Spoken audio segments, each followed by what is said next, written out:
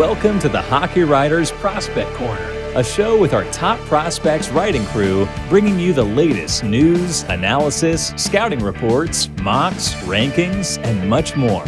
From the World Juniors to the NHL draft floor, from the farm to the NHL, our team covers everything that happens in the world of prospects. So sit back, grab a notebook, and get ready for Prospect Corner.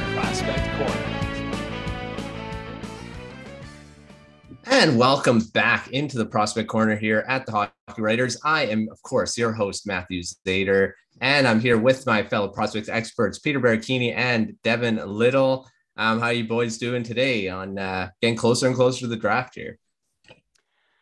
Doing great. And yeah, with every passing day, it's just another step towards, the Christmas for the prospect community. And I really can't wait at this point.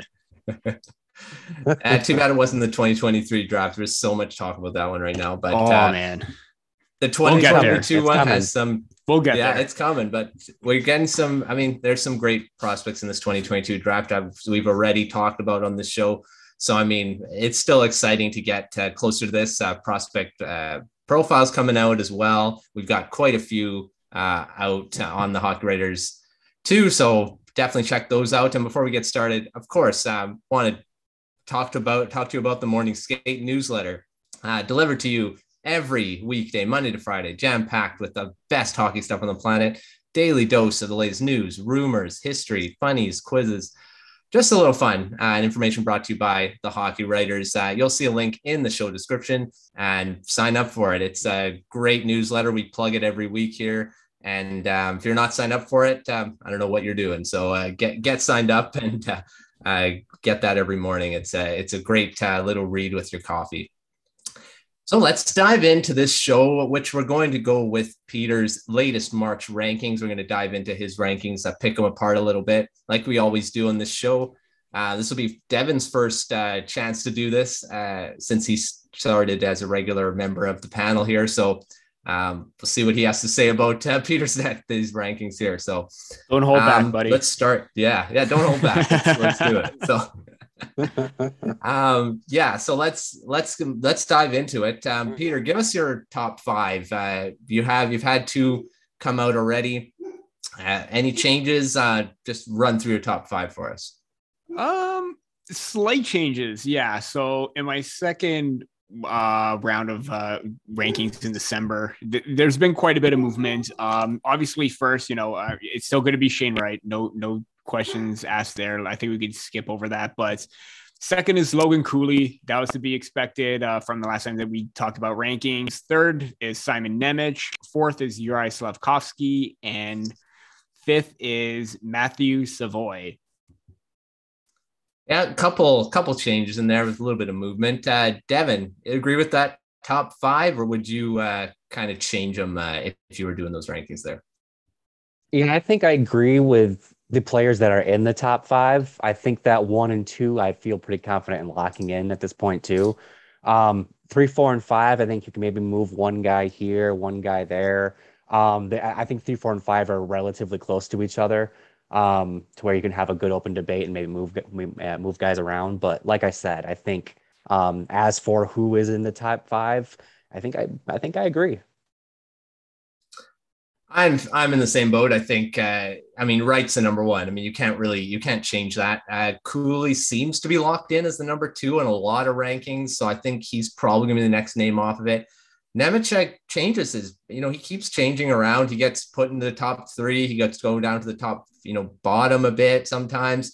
Depends on the team that's picking. I mean, I think that's what's going to be.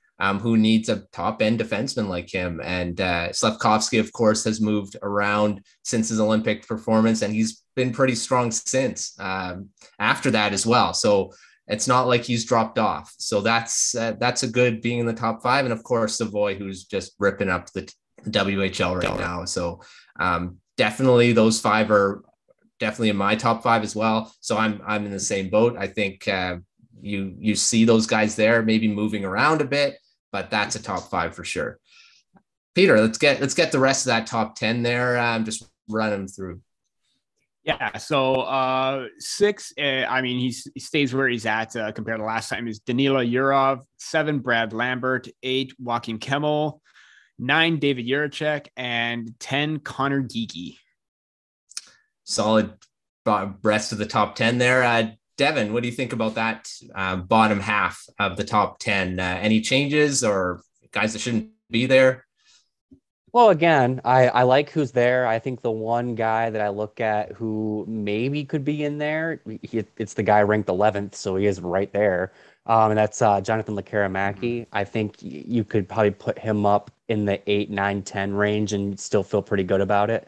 But yeah, I mean, all things said, the top 10 looks pretty good. I can't quabble too much with it.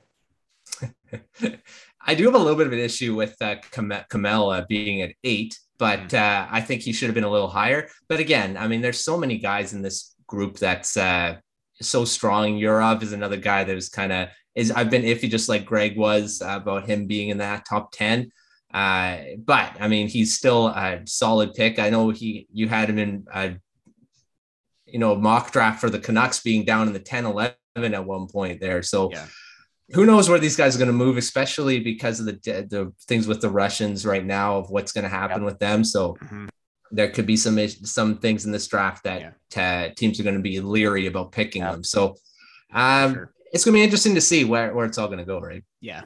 Haven't heard too much about that in regards to the NHL draft, but the OHL draft, I think there's a clearer picture of where that lies. But even so, I think you look at 6, 7, and 8 for both Yurov, who's had inconsistencies at the KHL, starting to see a bit of a dip in the MHL.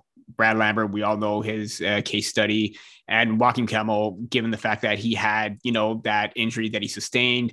Shot wasn't there, production dip, but now he's starting to pick up. So obviously those 3 players right there have a case, but at the same time, it's just they're dealing with something or something's happening in the background, and maybe that they're still top 10 quality. Again, things will change around probably the next time around, but at the moment, the upside for all 3 is still relatively there. Well, that's the thing. Like we talked to Tony last week about Brad Lambert and looking at his underlying numbers and the skill that he's got. I mean, he is a top 10 pick. He could be even a top 5 pick, like he was saying too. So, you got to look at that as well. And that's the same thing with Yurov, same thing with Jiricek. I mean, he was injured, but you got to look at his overall package he's going to bring, because he's going to be a top 4 defenseman in the NHL, I'm sure. So someone's going to pick them there. And I think that's where it's going to come down to it, right? Yeah. Well, let's go into the risers and fallers. Of course, every rankings has these. They're not the same. They're always changing. So, Peter, run us through a riser that you saw, or a few risers that you saw from your last rankings to this one.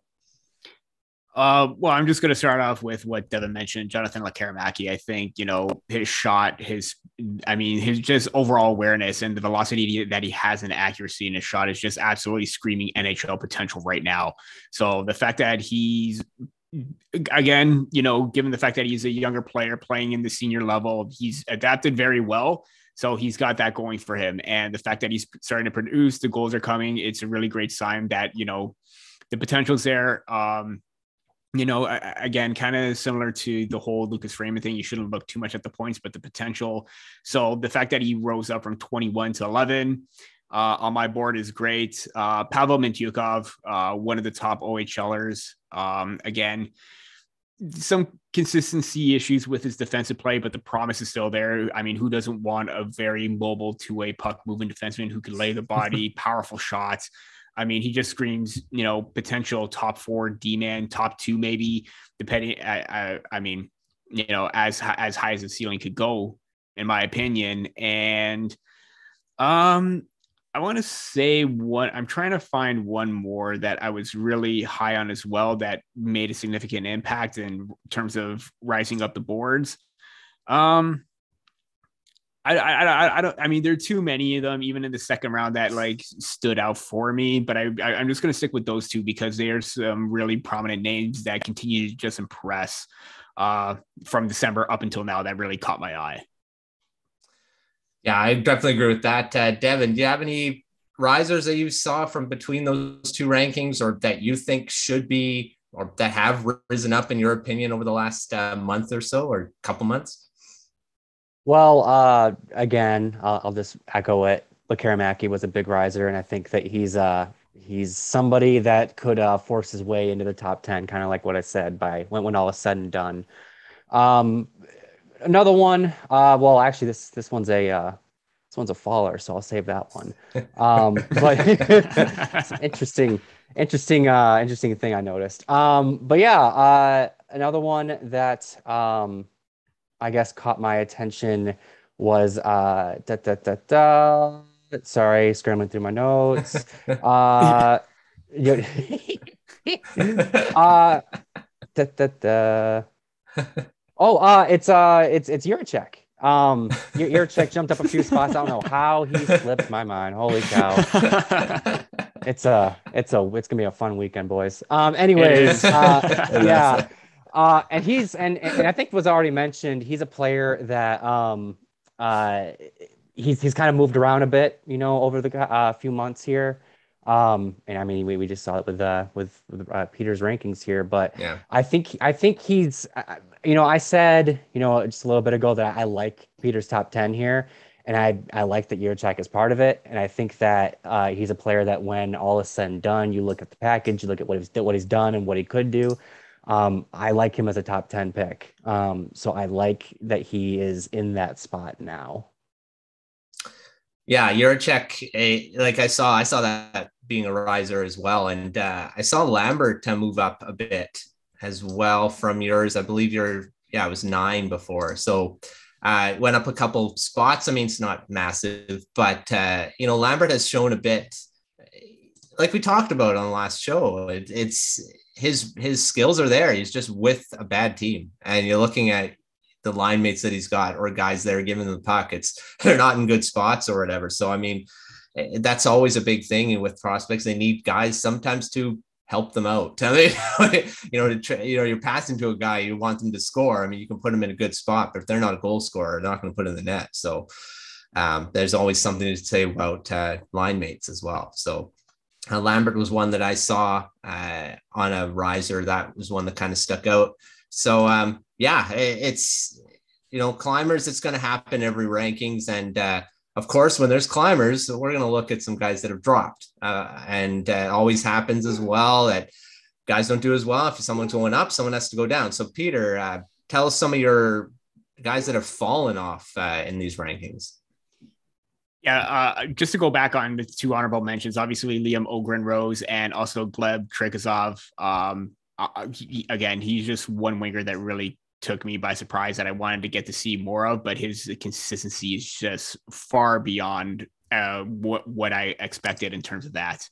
In terms of fallers, the biggest one for me was Isaac Howard from the U18 program.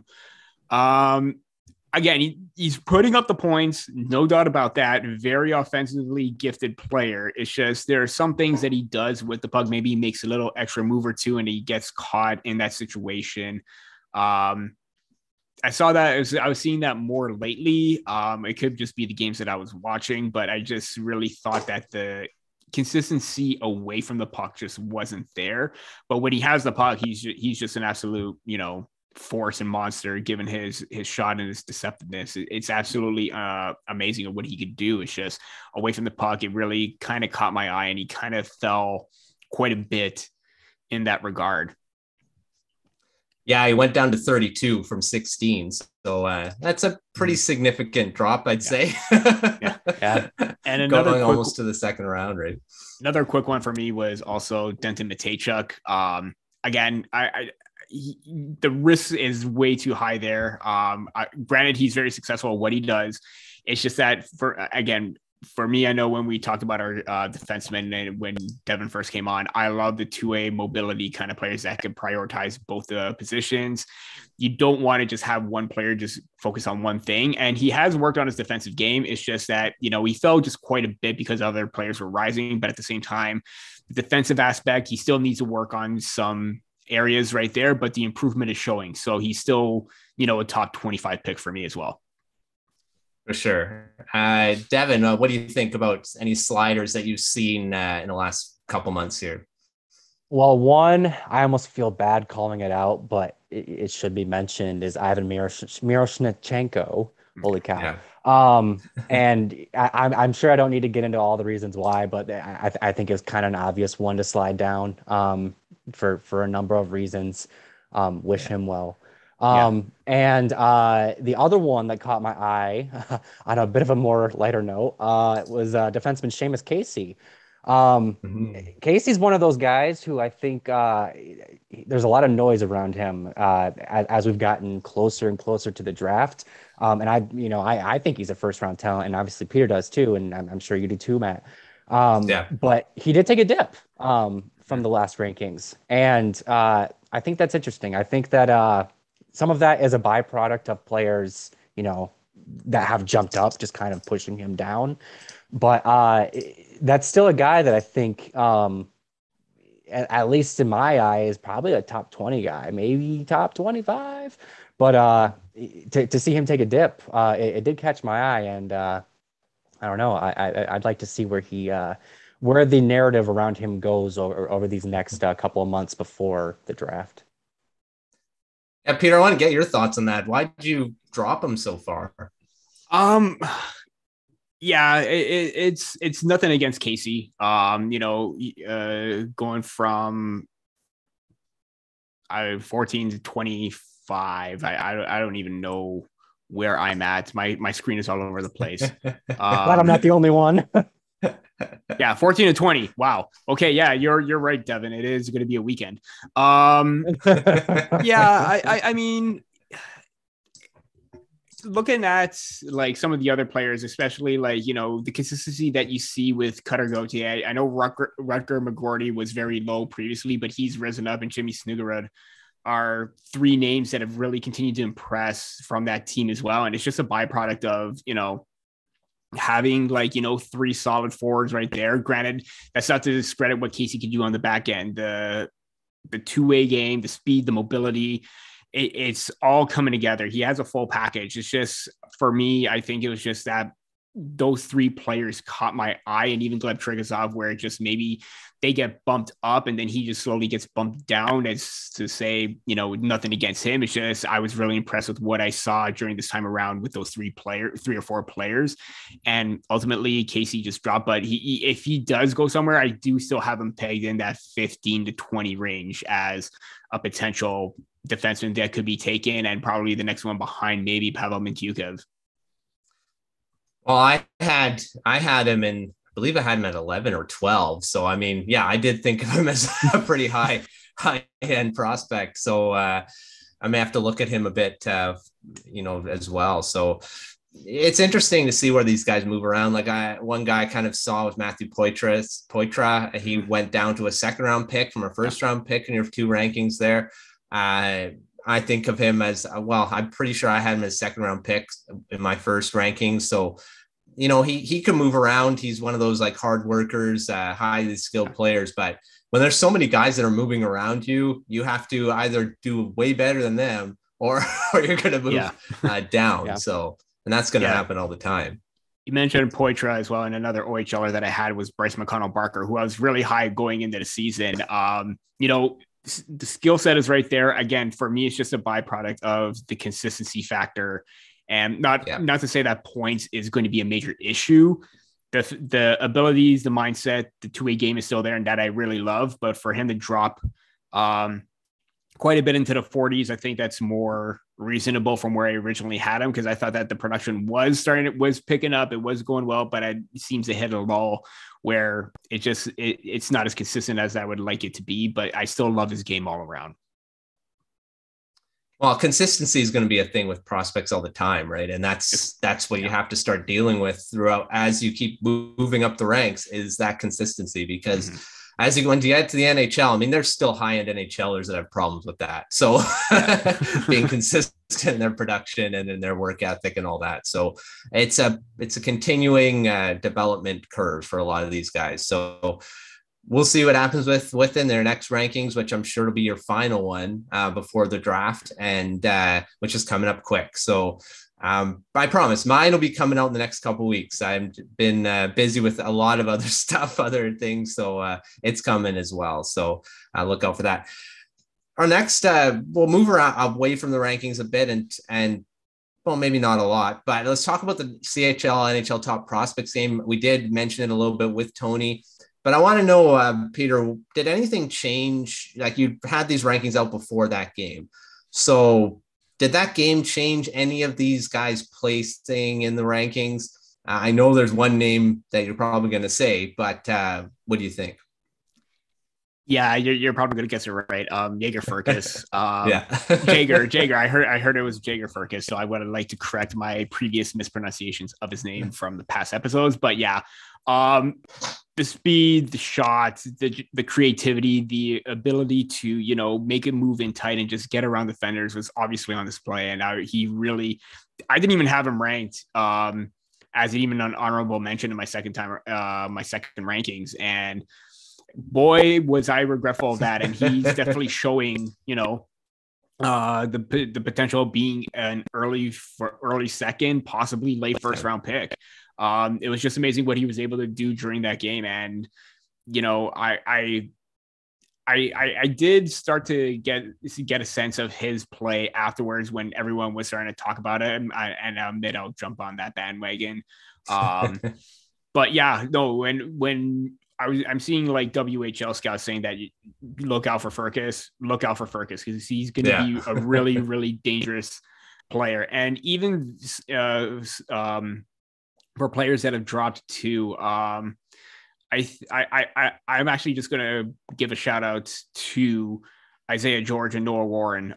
Both were fantastic defensively in that game. So I just want to give a quick shout out to them because they were on my in my third round at the moment.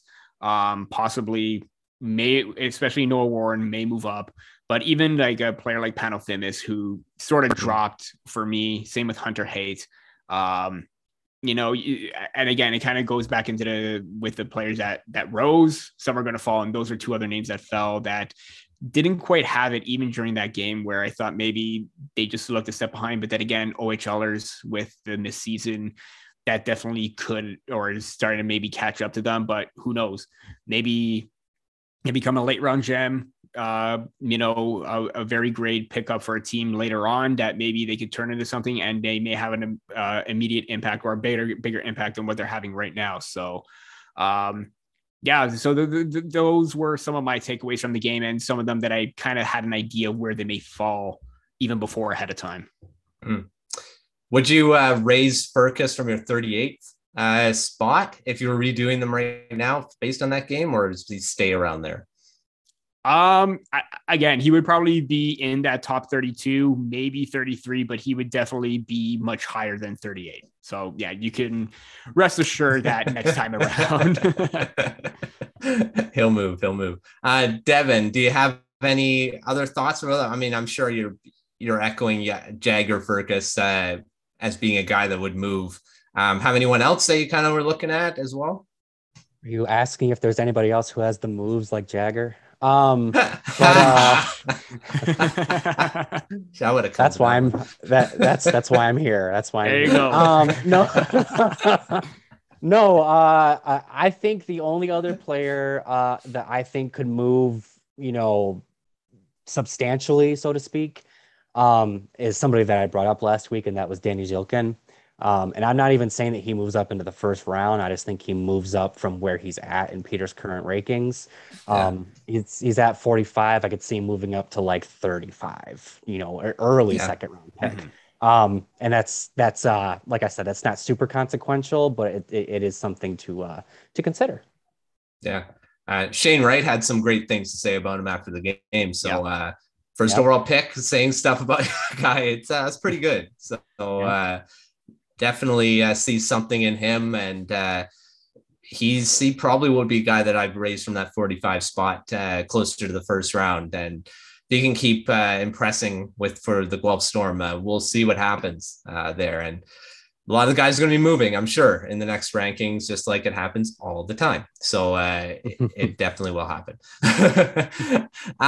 Let's go to the other side of a couple guys that maybe should need to be doing more in the next couple, just for the draft, a few months here before their seasons come to an end, to kind of push their way into that first round conversation. Peter, you have anyone tagged on that need to do a lot more that were talked about in the first round that may not be right now? I'm still seeing a lot of Elias Salamonson in first rounds, and I'm pretty sure that this is already out there where, he has the potential. It's not, or even better, he has the tools, but he hasn't quite put everything together, so to speak. And you do see the mobility and the offensive awareness, but even at times the defensive game is still a major work in progress. And he, again, still dropped for me. He's now a second rounder. Others may still have him as a first. If he does start to turn things around, great, but I'm just not fully sold on him at this moment. Again, a pickup and maybe in this range will probably be better, where he does have the tools and it's just trying to piece everything together, like I said before. But for me, it's just not worthy of a first rounder compared to where I have him. I think I had him in my top 25, top 30 before then. So yeah, he's one player that still needs to try and get things going and find, and like we said before, the consistency. That's the main important thing right now. Devin, you have anyone that you're pegging to, that should be doing more in the next couple or month or so before the season comes to an end, to kind of up their stock in that first round conversation? Well, I'm going to harken back to last week's episode with Tony, where he mentioned Maverick Lamoureux and how he's got size going for him. And I think that's it. And Peter's got him ranked at 42, and I think that's honestly pretty fair. And honestly, I would not be surprised if an NHL GM took him in the first round because he's got size. Yeah, and that's it. Yeah. But to that point, it would be nice to see him show that he's got a bit more than just a good size. He with his size, with the physical tools he has, he could easily be a first round pick, and you'd feel comfortable about it. But he's got to show he's got more, and I think that in the last stretch here, he's got to show those additional tools that he may or may not have, because like I said, somebody very well might take him in the first round, and whether or not they look like fools afterwards is going to be completely up to him.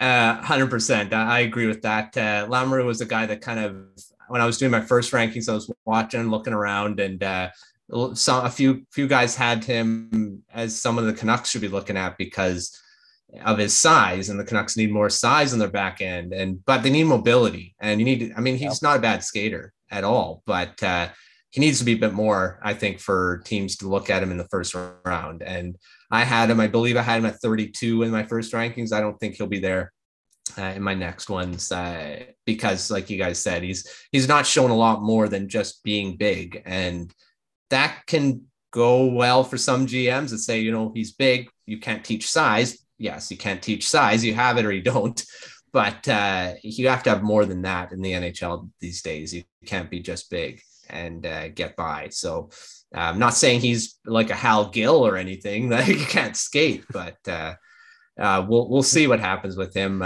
He's the guy that's kind of been now penned by, when Tony says something, that's something probably true about it. So we'll see what happens with him. Tony seems to know what he's talking about. So yeah, a lot of the time it seems like he does. So just finish off this before we reset the show and just do a little bit of a rapid fire round here. Anyone else you want to shout out before we go to the next section here that you kind of caught your eye in the last couple months in the ranking, or anyone's rankings, prospects wise? Devin, we'll go with you first. Yeah, I think I brought him up a couple weeks ago when we had Alexa on, but that would be defenseman Simon Forsmark. Peter's got him ranked at 40, and he's a guy that I think could sneak into the first round, depending on a few factors, depending on players out, currently ranked above him, depending on his, the finish to his season. He's somebody that's got some silky smooth skills, and when you're playing over in Sweden, I think that more and more general managers, like a certain one in Detroit, value the experience that you get playing over there. And I think that he's one that is, he's learning a lot over there in the SHL, and I think that he could very well sneak into maybe the 30 range, maybe even like the 25 range. But yeah, I would keep an eye on him down the home stretch here. Agree with that. Peter, who do you have as someone that, or, that you've seen that you want to kind of shout out as a guy to keep an eye on here? Yeah. It's actually good to be the brother of Jordan Kyrou, Christian Kyrou. I have him ranked 93rd, and on paper and what you see with his shot and his offensive capabilities, it's looking great. He already has 55 points in 60 games with the Erie Otters. Looking at pick 224, he's among some of the top players in terms of primary points per game and even strength primary points per game. So he does his damage quite a bit at both even strength and on the power play. So, kind of like a dual threat kind of thing. If I'm not mistaken. Looking at the numbers. Yeah, it is that kind of day right now. Wow. Not so much on the power play. He's not getting much power play time, but at even strength, he does a lot of quite a bit of damage. About a month or so ago, Brock Otten had a really great thread about him, and he's one player that I would love to try and get a better read on before I move him up my rankings or anything, because the skill set is there. It's just at times he plays a very aggressive game, and that's really great because it's successful for him in that regard. But at times he does get very aggressive, and it gets him out of position, and it costs his team, a shot against, maybe a goal. So he has the mindset, he has a mentality to play a quick, fast-paced game and be very aggressive in his pinches and his decision-making, but at times that is going to be his downfall. So very good skater, though. Great shot, great passing abilities. It's just more so if he's able to control some of those tendencies that I'm going to give. I'm going to give him a shout out no matter what, because he was still someone that caught my eye. For sure. I want to shout out a guy that we kind of missed on our Finnish episode that kind of got called out in our comments here is Topi Roni.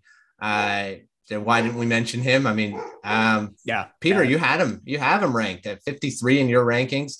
Mm-hmm. We kind of passed over him. We didn't talk about him, but he does have some skill. He's got size. Yeah. He can, good skating ability. He's ranked all over the place, though. Looking at his rankings on Elite Prospects, he is ranked as high as 38th by Smart Scouting and as low as 82nd or 98th by Recruit Scouting. So, this guy is a bit of a polarizing prospect. So maybe that's why we didn't really talk about it. Maybe, I don't know. Yeah. But he does have size, 6'1", 176. So be interesting to see where he goes. I'm not gonna lie, I completely looked over Topi Roni because of the fact that I just completely looked over Topi Roni. It's not that I don't like him. It's not that we didn't want to talk about him. It just completely slipped my mind because there were so many other names, and even so, he's one name that was gaining some traction before, but I wanted to focus on other names, kind of like Kaskamaki and everyone else there, because even Mikko Matika, who's had some promise at the beginning, Otto Salin, who are kind of still under the radar, but haven't quite made that jump yet. I think with Topi Roni, I think we got more of a gauge on him, but at the same time, we probably should have talked about him, and I will take the fall for that. Well, we talked about him a bit here, so we got a bit back there. So, if he does more, we'll talk about him more. So as the draft gets closer, that's what it is. You can catch our eyes. Let's go. Before we get to our rapid fire round to end the episode with our prospects of the week, I just want to take a breath, reset the show here. This is the Prospect Corner presented by the Hockey Writers. I'm Matthew Zator, your host, and here with Peter and Devin. We're talking Peter's latest rankings. Just finished talking about that. Before we get back to it, I just want to let you know about our morning skate newsletter. Delivered to your inbox Monday to Friday, jam-packed with the best hockey stuff on the planet. Great news, rumors, history, lots of great articles that you can't find on the website. They have fun with it every week, led by Kyle Knopp. So definitely check that out at the Hockey Writers, and you'll see a link in the show description. It's morningskate.io. Well, let's have some fun with some rapid fire questions. Just a couple here about our Calder Trophy race, which is heating up. There's a few different guys in that running. Of course, Lucas Raymond, Moritz, Seider are still relatively strong at the top of that board, but Michael Bunting's been making a huge push for that as well. I mean, he is an older prospect, but he is a rookie, not prospect anymore. He's a rookie. He is an older rookie, but he's still in this running. So this is the question. We are a month away from the end of the season, or less than a month now. I believe the last game is April 29th, I think. So who is your Calder Trophy winner at this point with just a month to go? Peter, who do you have walking away with this trophy? Is there a clear-cut winner here now, or are we still kind of tossing around some names? Well, I can't say Michael Bunting, unfortunately, but it's got to be Moritz Seider. I mean, there's no other way around it. I mean, even before we talked about, an early, award show kind of thing, and Moritz Seider would take home the Norris. He would take home rookie. He would take home a lot of factors because he's earning a hell of a lot of minutes on a Detroit Red Wings team that looked promising, still struggling at this moment. They're not quite there yet, but the potential is there for him to be an elite level defender. And you're seeing that with the production, with the consistency that he has in his own end. Just an absolute force. And the way that he's doing it right now, he has to be the clear front runner and clear cut number one. I mean, there is no other way around it. As much as I like Bunting, as much as there's a controversy around him. I mean, he is playing with Austin Matthews and Mitch Marner. Moritz Seider is playing a Moritz Seider game. He is establishing himself as a top tier player at this point. Well, Devin, we know you like Moritz Seider. You cover him a lot. Do you agree? Is he the number one, or you want to toot the horn for Lucas Raymond? No, I thought you were setting me and Peter up to have a cage match and duke it out. So I'm glad that we don't have to do that this week. No, it's got to be Seider. I mean, we all know how much I love Lucas Raymond, but there's something to be said for how hard it is to be a good, if not fantastic, defender in this league, especially as a 20-year-old. And on a team where he just doesn't have a lot of help. He, on any given night, Seider has nowhere to hide, and he shines more often than he doesn't. So for me, it's no contest. I think it's Seider's, and the only way it changes is if he gets injured, or if, knock on wood, or if somebody else completely explodes in the month of April.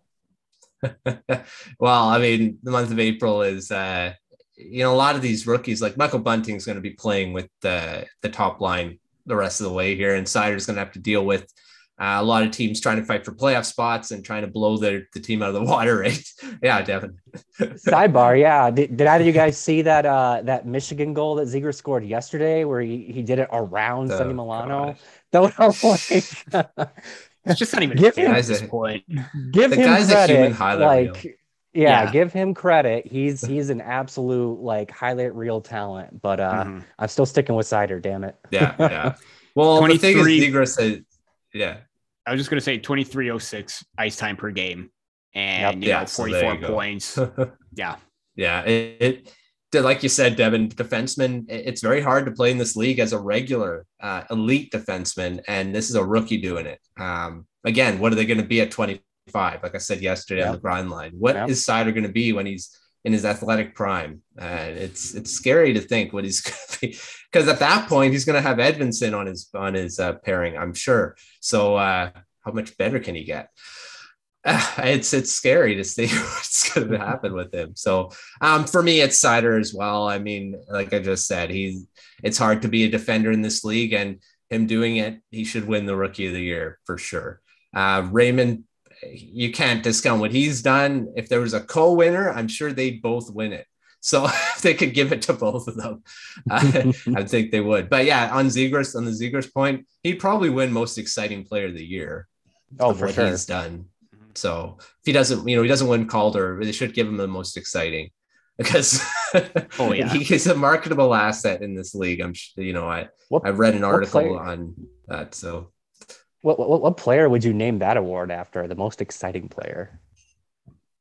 Oh, I would name it the Peter Lafleur Award because of the dodgeball. There you go. Reference in the All-Star game, because that was just a thing of beauty. I don't know if he was peeking through, but the fact that he still did that blindfolded, man, that was. I'm so amazed. I'm so amazed at that. Insane. Well, let's finish off with this section on. We'll keep the Calder Trophy discussion going, but these are guys that aren't favorites. There's been a pretty good rookie class this year. Of the not the favorites that we've just mentioned already, anyone else has kind of caught your eye? Peter, we'll start with you. The easy answer for me would be Tanner Jeannot from the Nashville Predators. Yeah. I mean, I could go in depth about how well he's just come up out of nowhere, but let's face it, I'm going to go back to when we were talking at the beginning of the season, how me, you, and Greg had Cole Caufield as the rookie of the year. Who would have thought that all it would take was just Martin St. Louis coming into the lineup and boosting his confidence, and now he is in the top 10 in rookie scoring with 33 points in 53 games. Point per game lately, but been absolutely on fire since Martin St. Louis came in. Unfortunately, he is not going to win the award because of the early season struggles, and unfortunately, we can, blame Dominic Ducharme for that. But this is the Cole Caufield that we talked about. This is the Cole Caufield that we said that is going to be a dominating factor. And look what happens. He's getting the confidence from his new head coach. He literally probably wasn't even top 30 in scoring. And now all of a sudden he's jumped into top 10. To me, that's impressive. And even though he may not win the award, this is why we had him at the beginning. Well, agree for sure. Cole Caufield's like, we had him. I don't think we even had anyone talk. We're like, nah, no one else. Because at that point, Lucas Raymond wasn't a guy. Like in Seider, we didn't know he was going to be what he's done. Yeah. And I think we even said there's no one else. Yeah. I mean, we had other players that could make the case, but we unanimously thought Caufield, and rightfully so. Yeah. I mean, everyone did. Yeah. Oh yeah, that's true. And he's showing a new coach. That's all he needed. A guy that gave him the chance and to play his game and play significant minutes. And look what he's doing. So Devin, you have anyone else you kind of want to say that you've seen in this rookie race that impressed you to this point? I'm actually going to give a shout out to two of them. One of them would be Matt Boldy in Minnesota. Yeah. Obviously we know what Kaprizov did for that team last year. They, the Wild have had that stigma of being a very defense stagnant, very boring team to watch. And they added Kaprizov, and now they're must watch TV. And now they added Boldy this year, and he's only increased that dynamic of their offense. And he didn't play the full season, so he basically was never going to win the Calder Trophy unless he was nuts from the get-go. Yeah. But he's added kind of a second layer of youth and skill to that team that makes them very scary heading into the playoffs. And Boldy's only going to get better. And then the other guy I want to throw a shout out to got his feet wet in the NHL last year, and that is Jeremy Swayman. Big fan of the fact that Boston went from having Tuukka Rask and Yaroslav Halak, which is a really solid tandem for a long time, to now having Jeremy Swayman and Linus Ullmark. And Swayman looks like he can hold down the fort for the next decade in Boston. So good on them for having their franchise goalie and pretty much pivoting right to the next guy, because Swayman has a lot of help in Boston. He's got a good team in front of him, but for his part, he's done well to sort of, step into the shoes of Tuukka Rask, and those were big shoes to fill. Yeah. There was talk when Rask came back that's like they're screwing up his development. Now all of a sudden he's down to the minors again, and who knows how long Rask was going to stay and all that. But he retired, and now he's taken the mantle and he's run with it, which is great because well, not really. I don't like Boston, so but it's great for them. It's great for them. But he's done a lot for that team so far, and his numbers are insane lately too. So we'll see what he does in the playoffs when the pressure ramps up, especially for goaltenders. So I want to shout out and Anton Lundell. I know I've talked about him. I mean, he was injured. He got injured for a little bit there, but his numbers still really solid. He's one of the better defense, or I mean, he's one of the better defense. Let's say what I'm saying here. Better defensively. Yeah, this weekend. That episode. Oh my gosh. It's that episode. It's that weekend. I thought I was going to avoid it, but defensively, he's one of the better forwards defensively as a rookie, and his stats look really good for Selke consideration, and that's great for how young he is and how on a stacked Florida Panthers team as well. So I want to give out a shout with him. He probably won't win the Calder, but he's going to be a heck of a player in his prime, and it already is. So Anton Lundell, I just want to shout at him a bit. And Tanner Jeannot, like you mentioned, Peter, this is a guy, a third liner in Nashville, and I think he's still leading. Is he still leading goals? Or I believe he is the leader in goals. Yeah. So, and leading in goals, and he doesn't play a lot. So that's pretty good for a guy that doesn't play on the top lines and gets a ton of minutes. Absolutely nobody was talking about, at the start of the season too. Yeah. 100. Yeah, that's another guy. I didn't have my tracker until I think the third one in. And then I'm like, well, where did this guy come from? So let's finish off this show with our prospects of the week, as we always do on the show. Peter, we'll start with you. Who's your prospect of the week? I tend to stay away from, team coverage and everything like that. But you know what? I got to give a shout out to Matthew Nyes, Maple Leafs prospect, who is having basically a phenomenal rookie or freshman campaign. At the collegiate level, play for the Olympics, looked really good there, and then comes back and his play has vaulted the Minnesota University of Minnesota, the Gophers, to the Final Four or Frozen Four. And he's just so dynamic at this point. He's got the size, he's got the shot, he's got the offensive abilities and awareness to just be an absolute dominant force. In one of the games that sent them to or that vaulted them over into the next game to get them into the Frozen Four, he scored the game-tying goal, and eventually it was won, I believe, in overtime by Ben Myers. So he's scoring clutch goals. He's scoring them at key opportunities, and he's just not slowing down. I mean, he's just an absolute force. And the hope is that the Maple Leafs can sign him to a contract and get him some NHL experience, because what he's doing as a freshman is basically, he's basically done at that level. Bring him up to the pro level, see what he can do at AHL or NHL.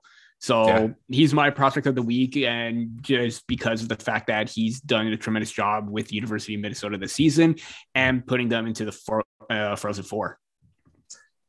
Yeah, he's been really impressive all year, and being in the Frozen Four, we'll see how that goes. Very strong teams in that. Michigan, I'm thinking, is the favorite in there, but there is some strong teams in there that it's going to be a bloodbath, I think, in that four.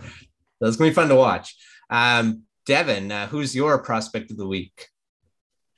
Well, I wasn't going to go with a Red Wing, but, as we know before the show, it turns out that I should probably pick a Red Wing. So I picked a Red Wing.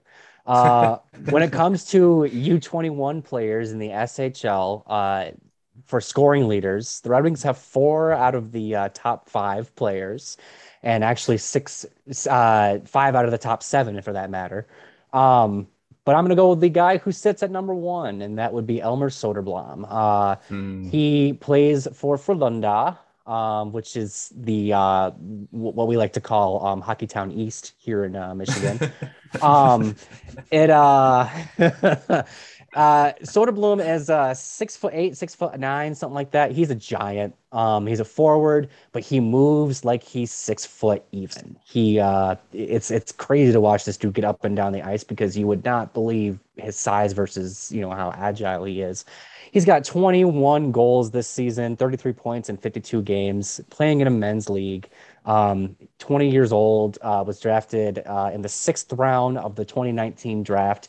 If the Red Wings are going to have success in the rebuild, they can't only hit on their first round picks. They have to hit in the later rounds. And to get a guy like this who looks super promising out of the 6th round, that bodes well for the future. And Soderblom is he's a player that, despite his size, he was a bit easy to overlook just because of where he was drafted. But I don't think anyone's overlooking him now. So No. I'm looking forward to seeing where he goes next season, whether that is another season in SHL. I don't think so. Or North America, where I think he might start in the AHL, but we'll see.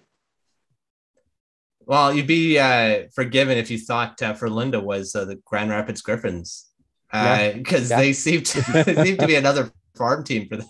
They got a lot of Red Wings prospects over there.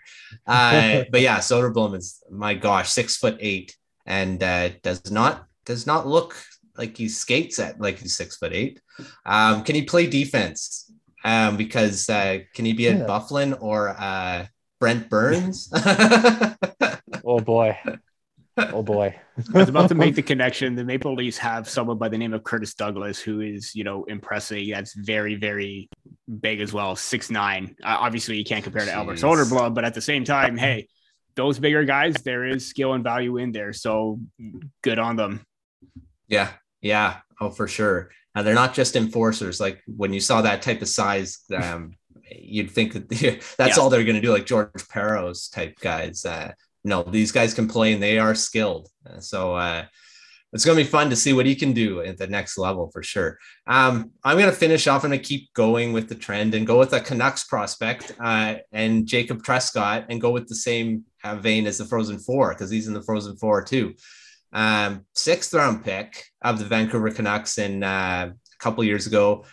He is playing on arguably one of the top teams in the NCAA, playing with Luke Hughes as his regular defense partner, which, I mean, a lot of people say, well, he's playing with a superstar, so, that's why he's playing so well. Well, I saw a quote from his coach that's saying that he makes Luke Hughes better, and he actually makes him able to do what he can do.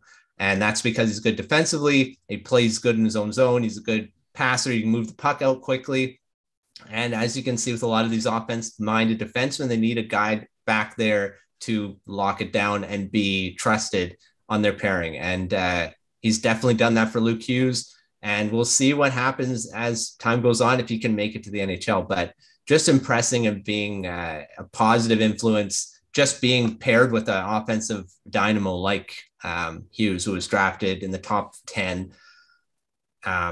It's pretty impressive. So I'm excited to see what he can do in the future for the Canucks eventually. And hopefully he can, because he's a right-hand shot. I believe he's a right-hand shot. If not, he's, he's still impressive to be playing with the high-end talent and being able to play. Like I've said in the past, not anyone can play with high-end players. You still have to have something to be able to play with them. So I just wanted to shout out Trescott, see what Michigan can do, but he's right there playing a lot of minutes on that second pairing with Luke Hughes right now. Well, that's the end of another Prospect Corner. I said it was going to be a short one, but I think we were around the same time. So we sure can talk prospects. So we end up around the 50 to 100 to 50 to an hour mark all the time, but I'm sure everyone likes it. So give us any comments in the comment section. We don't get enough comments, so guys, just let us have it. If you disagree with any of our takes, let us know, and we'll be sure to talk about it in the next episode. Thanks again for joining on the Prospect Corner, and make sure you're checking out that Morning Skate newsletter at morningskate.io. Lots of great content there. Lots of great draft content coming every day. We've got draft profiles coming out almost every day, it seems now. Features coming, lots of coverage in the next couple of months as we get closer and closer to that draft in July. So for Peter, Devin, Matthew, and we will see you next time in the Prospect Corner.